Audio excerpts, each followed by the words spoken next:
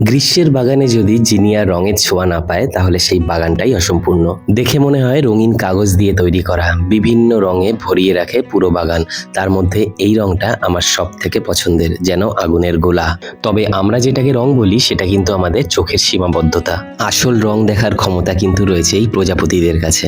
শুনতে অবাক লাগলেও এটাই সত্যি। তবুও আমাদের চোখ নিয়ে আমাদের কত গর্ব। আমরা কিন্তু আসলে পৃথিবীর আসল রং দেখতেই পাই না, আর আমরা আমাদের অক্ষমতাটাকেই শ্রেষ্ঠ মনে করি। যাই হোক, তোমরা তো দেখেইছিলে আমি কত জিনিয়ার চারা করেছিলাম, তবে তার মধ্যে বেঁচে রয়েছে মাত্র 8টা। বাকি সব তোমরা নিয়ে নিয়েছো, তাই আরো কিছু জিনিয়ার চারা আমি তৈরি করে নিয়েছি। শুধু জিনিয়াই নয়, তার সাথে আরো কিছু গাছ রয়েছে। এই সব চারা গাছগুলো কিন্তু তোমাদের জন্যই তৈরি করেছি। যারা যারা নিতে চাও নিচে দেওয়া নাম্বারে হোয়াটসঅ্যাপ করো। রয়েছে এরকম কচিয়া গাছের সুন্দর সুন্দর চারা, আর রয়েছে সামার কসমস, অনেকে একে তারা গাদাও বলে। গ্রো ব্যাগে এখনো পটিং করতে পারিনি, তোমাদেরকে এরকম গ্রো ব্যাগে রেডি করে চারাগুলো দেবো। আরো একটা গাছ তোমাদের দেখাবো, খুব অল্প পরিমাণে করতে পেরেছি। এগুলো হচ্ছে সানফ্লাওয়ার টেডি বিয়ার। সূর্যমুখী হলেও এর পাতাগুলো দেখে তোমরা বুঝতেই পারছো এটা কিন্তু অন্য ভ্যারাইটি। যারা যারা চারা নিতে চাও স্ক্রিনে দেওয়া নম্বরে এক্ষুনি হোয়াটসঅ্যাপ করো, আর আমার ভিডিওটা ভালো লাগলে একটা লাইক করে যেও।